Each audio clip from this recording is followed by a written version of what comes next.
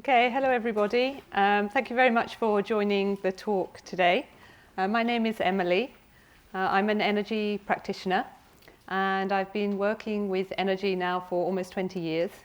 And today I'm going to talk about how to change inherited energy patterns. I'm going to talk about energy blockages as a whole. We have many energy blockages that affect our life, affect our well-being, affect our relationships. So I'm going to explain a bit about how energy works, and then I'm going to explain a little bit more deeply about how we're affected by the energy patterns from previous generations and how they're affecting our life now.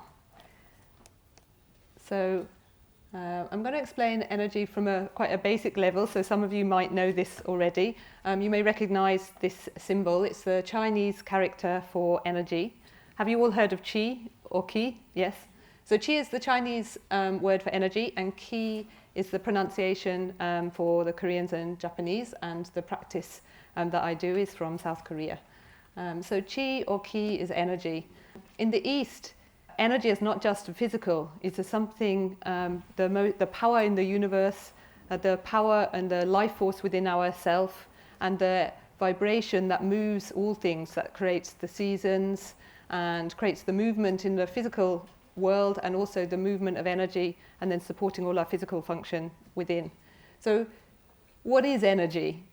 Energy is something intangible, it's invisible, it's very hard to talk about energy, but energy exists as light and vibration. There are many different types of energy, as many different types of energy as there are different types of food. So there are many different frequencies of light and vibrations. So I'm going to talk a lot about vibration during this talk. But in the East, the qi or the qi is considered the highest form of energy, the brightest light and the most harmonious and balanced vibration. And it's that energy that we need for our well-being and also for our spirituality. So just to explain this symbol, the circle is representing the invisible world. And then this symbol is the physical or material world. They're both a circle, they're both the same thing fundamentally. Invisibly, this is representing the harmony and balance of energy in the universe. It's the light or truth, if you're religious, state of God, state of harmony, state of balance. This is invisible energy. And if you studied any Eastern philosophy, they talk about emptiness or nothingness. So the circle doesn't contain anything. At the same time, the qi or energy in the universe contains everything or can contain everything. That's what the circle represents. And then this is our physical life, and then also the physical world. So everybody knows the yin and yang symbol. So everything in the physical material world is split into plus and minus, yin and yang. So yin and yang are two opposite polarities that are always trying to create harmony. The reason they're trying to create harmony is because they're trying to go back to their origin, which is the state of energy or light in the universe. So our spirit and body always trying to create harmony.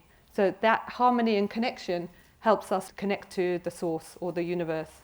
But on the physical world, everything is yin and yang. Food has either a yin character or a yang character. Same with people, hot, cold, night, day. Everything has its opposite. Even the muscles in the body are trying to make harmony. You've got one that pulls one way, and then you have the opposing muscle that pulls the other way. Everything has its opposite in the physical world. So our spirit is representing the yang character. Spirit is coming from the universe or light. And our physical body is given to us by our parents. We inherit our DNA and our physical structure. And then the mind, you can see the mind is the link and the join between our spirit and body. And the mind has the most powerful role in our life. If you look at this diagram, if you actually keep drawing, the mind is a wave. It's vibration. How we use our mind creates the vibration within ourselves and the vibration in our life. If the mind is in harmony and balance and following a balanced vibration, our spirit is bright and clear and our body is healthy. So during our physical life, it's the mind that has the power to change the brightness of your spirit, to brighten or darken your spirit. And I think it's better understood the power it has over the body. I think we all know the huge power the mind has over our physical well-being. And there's been a lot of research to show people with certain conditions or chronic illnesses, the mind has a huge role in releasing pain or improving your chances of getting well with certain conditions. So we're here at a Mindful Living show, so I think everybody understands the power of the mind. But the mind is making the body healthy or unhealthy, and the spirit bright or dark. And it's really important. And I'm talking about the mind because you need to understand the power of the mind for your spiritual growth and for your well-being. At the same time, the mind is what lives on energetically. The vibration continues on after we leave our physical life. So patterns can be passed down from previous generations, and their vibration can influence us now, which is why we're going to talk about inherited patterns. Firstly, I'll talk about the energy centers. There are 3 main energy centers in the body. The third eye, I think everyone knows. Third eye in the crown chakra, if you drill a hole, you get the energy center for our spirit. This energy center is connecting you to everything around you. Connects you to the invisible universe, connects you to other people, connects you to your environment, connects you to the light and the universe and the source.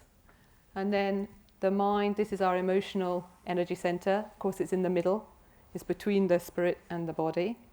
And then beneath the navel is the physical energy center, the physical warehouse of the body. It's a bit like a car battery.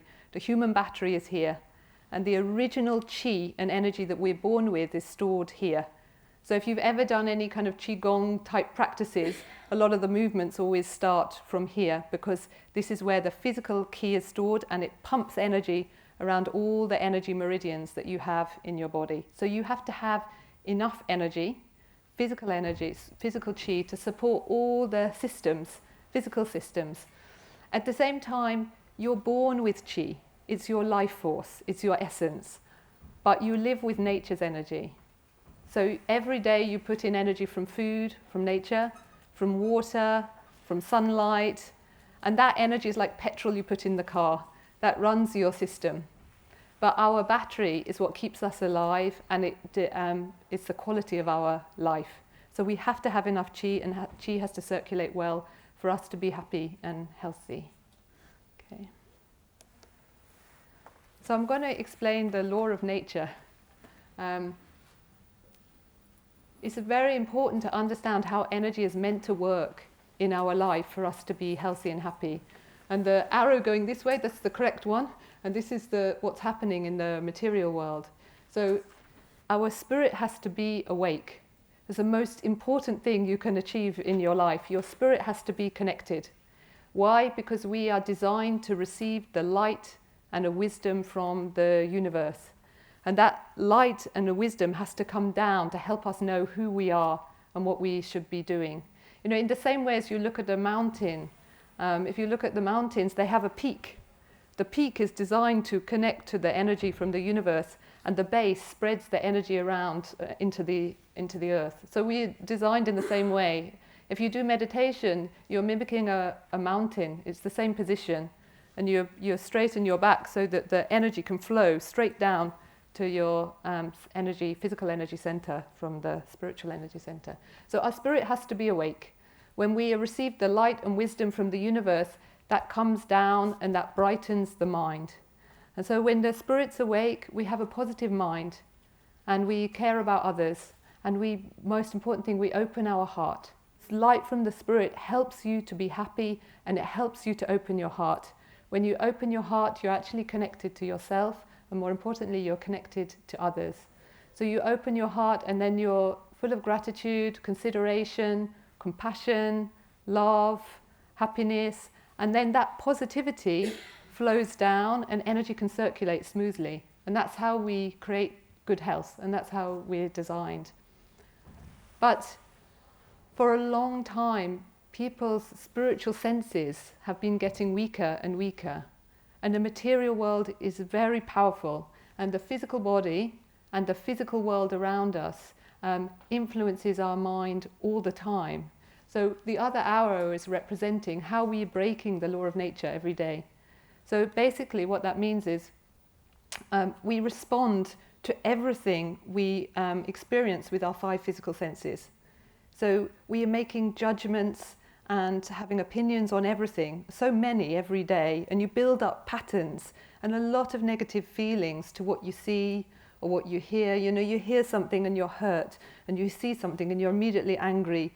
And our mind is constantly changing according to what's happening on a physical level. And instead of following our spirit, our mind is following the physical body and physical sensations, physical experiences. So without knowing it, then the mind becomes very, very unstable. It's constantly changing. And the physical world controls our mind, and we don't have any power over our mind. So the mind starts kind of running our life, and we wonder why all these bad things are happening and bad luck and can't make this happen. And we're not really in control of ourselves because the physical senses overwhelm our mind, and we build up so many emotions. And when you build up a lot of emotions, first thing you do is you close your heart. And then without knowing, you separate from the people around you and you disconnect from yourself. So when you disconnect from yourself and the environment, you don't even know you have a spirit. You don't know where you come from. You don't know who you are. And then everyone's discussing, well, is there life after death? Do we have a spirit? Is it real? I can't see it. Is there a God? Because we don't know. We don't know who we are, because our mind is completely controlled by the physical world and the physical environment.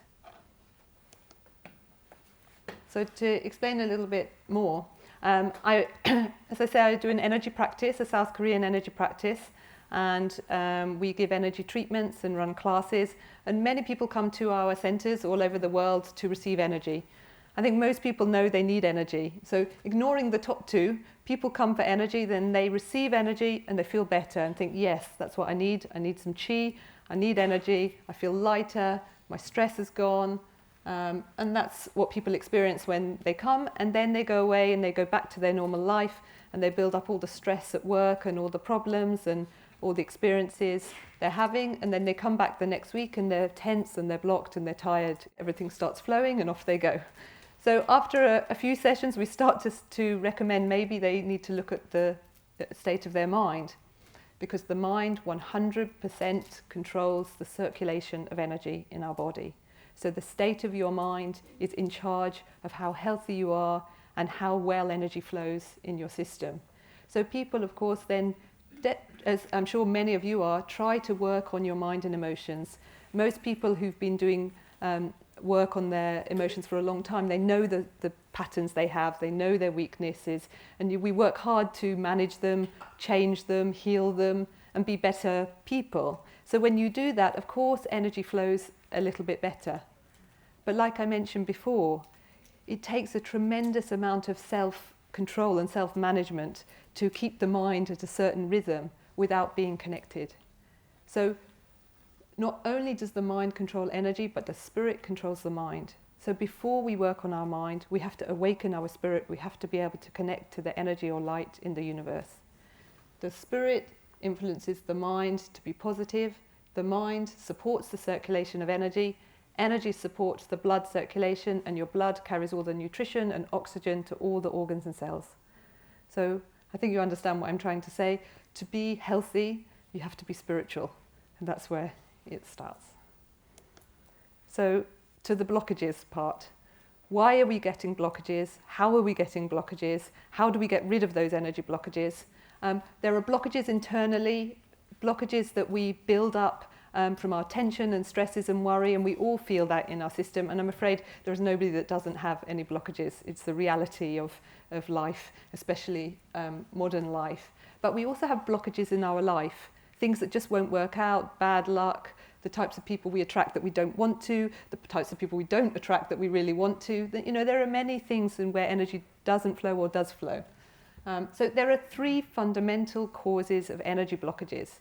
And of course, everything's three when you understand the law of nature: physical, emotional, inherited.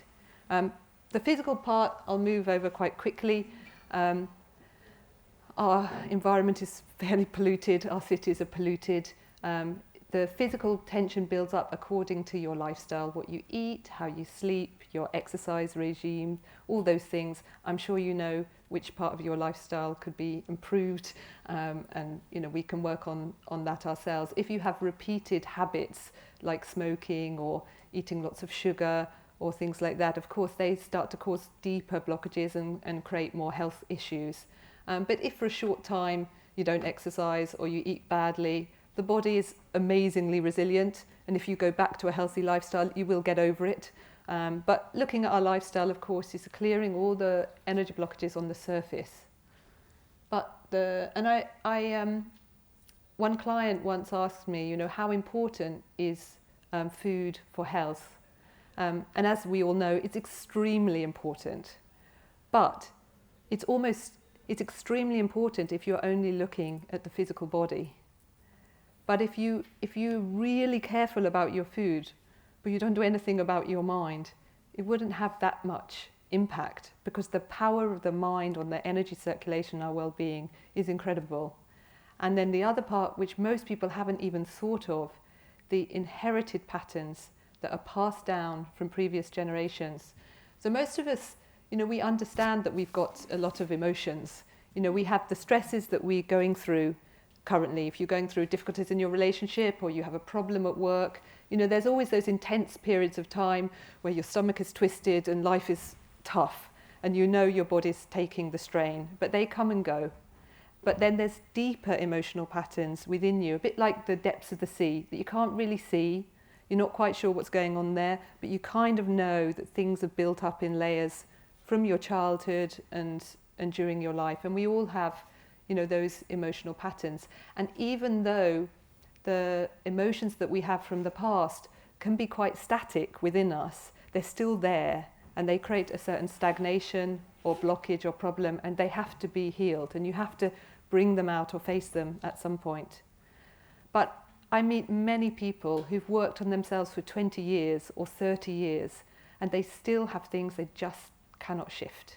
Something that just won't change, however much they try. And that's where we get to the inherited. And I think what people don't know is that the emotions, the experiences, the memories, the attachments, regrets, even addictions, can be passed through the generations as vibration and can influence your life and your energy system today. And that is often the cause of things that people can't make a change on their own in their life. So one of the practices that we do is to change inherited patterns. It's extremely important. It's a bit like a tree. The root of the tree is your ancestors and your parents. That's your ancestors, invisible family. The trunk is your parents, and the fruit is you. So for the fruit to be healthy, the invisible hidden root has to be healthy. That's where all the nutrition is coming from. So although we receive the physical DNA from our parents, we look like them, we have their face shape, we know we come from our parents physically, and we imprinted with certain strengths and weaknesses physically that we inherit. But if any of you have heard of epigenetics, which is a recent study that's showing that memory is passed down, it's quite an alarming thought. I think people should be talking about it much more. If you really think about all the anxieties and the traumas and the experiences that your grandparents and your great-grandparents and your great-great-grandparents, and then going back to people you don't even know what happened, if that energy and that memory and vibration is in you, then how much is that going to be affecting your mind, your body, your life? And it's what we call karma in the East. So dealing with the karma helps you to awaken your spirit, because you can clear the blockages from your spirit. Then it's easier to know what emotions really belong to you, that you're not carrying from someone else, and then you can look after your well-being. I'm just going to explain a little bit more about vibration, because we're talking a lot about the mind. So what's important about inherited patterns is the mind is important in life. It's also important after you pass away. Nothing disappears. Basic scientific theory is energy doesn't disappear, it just changes its form. So your physical body, you're going to leave it behind one day. But even the physical body is eternal. It's recycled by nature and by the earth. And then our spirit and mind also last forever according to the vibration. So the vibration of our parents and ancestors is still here, and our vibration we are building up. So we're influenced by all the invisible vibrations that we can't see. So just to make it more understandable, how many of you have heard of the experiments done on water by the Japanese scientists? Quite a lot. So forgive me if I get anything wrong. But this is a fascinating experiment, and if you haven't heard of them, you can Google it. A group of scientists, they took samples of water from different rivers around the world and froze it and looked at the crystals. And the water that was very clear and pure formed these beautiful crystals like snowflakes, very balanced, very beautiful. And then the water that was polluted, the crystal was deformed, it lost its symmetry, sometimes it just didn't look anything, like a blob. And you can look online, it's quite interesting. But the next thing they did was much more interesting. They they took pure water and started saying words of vibration, sounds vibration, over the water before they froze the water. And they did things like love and hate in different languages. And they did things like do it and let's do it. You know, even if I say it, you can feel the difference in the vibration. And anything that was positive formed a beautiful symmetrical crystal. And they even chose different types of music. And then if it was negative, it distorted the crystal. So why I'm saying this, your words of course are vibration, but your thoughts are also vibrations. And your actions are even stronger vibrations. And the body and your cells, every cell is 70% water. So now I think you can understand how important the thoughts and words are on the water in your body. And a lot of illnesses are caused by the cells changing their shape or their form. At the same time, we are not just individual, we're connected to everybody and everything. So everybody else around you is 70% water. And the earth is 70% water. So the vibrations we create with our thoughts and our words can change us, can change someone else, and can change the world. And unfortunately, the state of people's mind is not in the best place for when you look around the world. And we're struggling with so much negativity, even within ourselves. You know, good people, you're trying to be a good person, but you know the negativity that you have inside. So vibration is very important. It's very important for our life, but I'm here to talk about inherited patterns. So not to be depressing, we're going to talk about death. There's no difference between life and death. In the East, they think you need to be ready to die, because at the point of dying, your mind and spirit need to be ready to be free. Otherwise, the attachment is the worst thing you can take with you after your physical life is finished. So life is a spirit and body coming together so that you can brighten your spirit. At the point of death, your spirit and body separate. You can't change your spirit after death. I'm just going to put that out there. You might have a different idea. The physical body, like I said, it returns to the earth, recycled by nature. And if you've been with someone when they pass away, a loved one, you kind of know the moment where their essence is gone. You know the body isn't them. Your spirit is you, your eternal spirit. And that's meant to go back to its origin, back to the light. But the mind, if your mind is not empty, you remember at the beginning I talked about emptiness. If your mind is full of regret and of fear and trauma and sadness and worry and attachment and addiction to different things, then the mind is attached to the physical world and the spirit is attached to the mind. It's very, very hard for our spirit to go back to its vibration. It's the origin. It still belongs to the physical world. This is a lot of concepts that I understand in a short time.